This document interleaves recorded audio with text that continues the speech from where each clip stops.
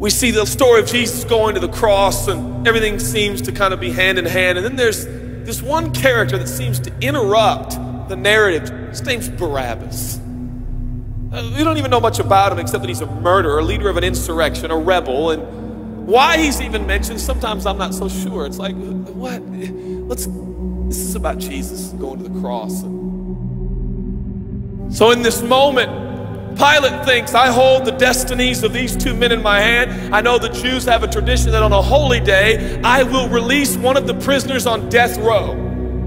Pilate stands on this audacious stage, who now presents Jesus, Son of the living God, versus Barabbas, the thug and rebel.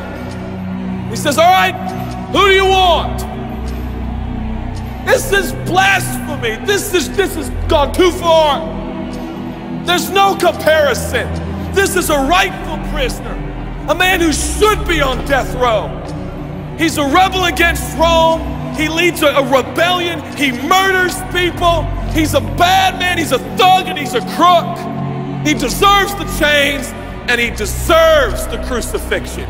Jesus, what has he done but heal, restore, deliver, set free, open blind eyes, open deaf ears, heal the lame and the leper? What has Jesus done? Who do you want? We want Barabbas. Yeah, give us Barabbas.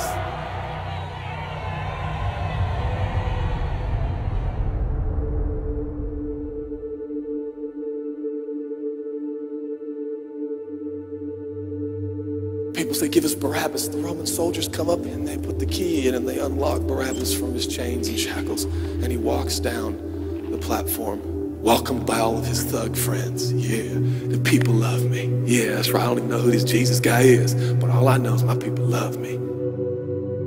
There seems to be no conscience in Barabbas. There's no record of him turning to Jesus and saying, I owe you everything now, for you have set me free. No, I don't see any of that in Barabbas. And God knew that. Jesus stood there, silent, for he knew the will of the Father.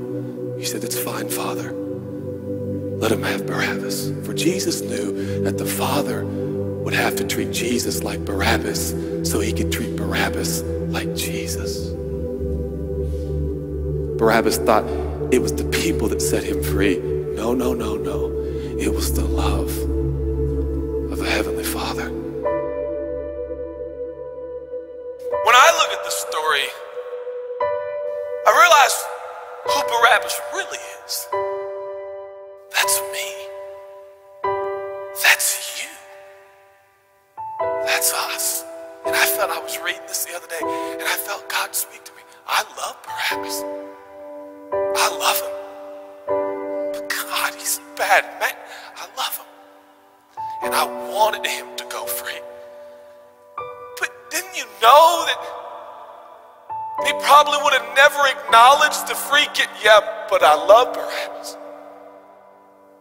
For while we were still sinners, Christ died for us. God sent his son for Barabbas, even the one he knew would walk away from Jesus and his free gift and never come back. He loves him. And the nerve, the gall, and the audacity of believers to think, I got saved by grace, but now that I'm in this deep, dark place of bondage, I better work hard to get myself out. What? That's the opposite of the gospel. Are you bound? Are you held under the power of this temptation, this sin? You feel like it's controlling you? What are you going to do?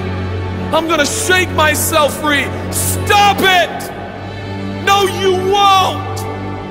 You're no match for the powers of hell and the urges of sin. You will not overcome it, and you will never overcome it. You'll just be another statistic. There's no answer within yourself.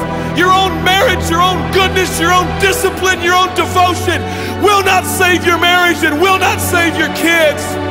There's only one. And he's the one that took your place.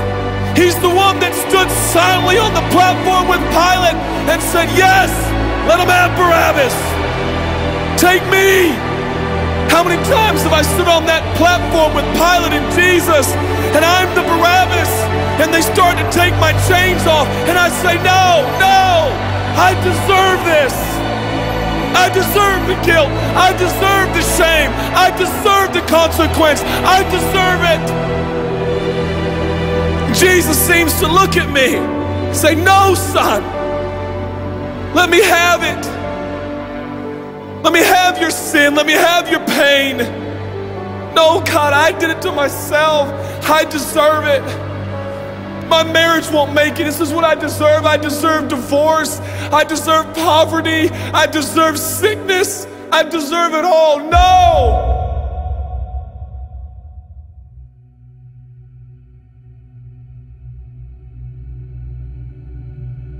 God, I'm so ashamed. Give me your shame.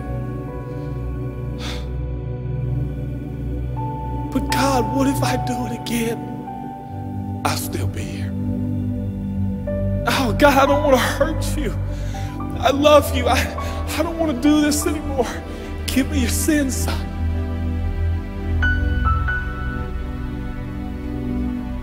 This is all we got.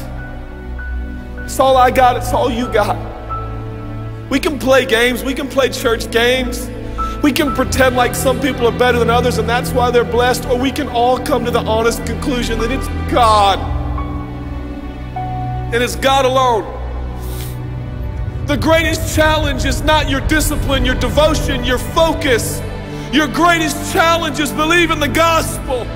Could it be that there's a God with a love so scandalous, so wide, so deep, so vast, so high, so expansive, so welcoming, so inclusive?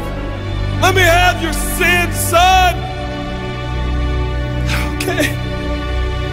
And I give him my sin. And I stand in this empty space of forgiveness and acceptance while Jesus walks off to the cross that I deserve. I see him walking to the post to be whipped. As I stand a free man, all the attention is turned now. And I feel the love of God saying, go, son, live your life. I'll pay the price. Where did we get off thinking that we were gonna set ourselves free? It's still Jesus. It'll always be Jesus. It'll never stop being the power of Jesus. If his blood is sufficient for your salvation, his blood is sufficient to sustain you through every challenge and every sin and every temptation. Jesus is enough.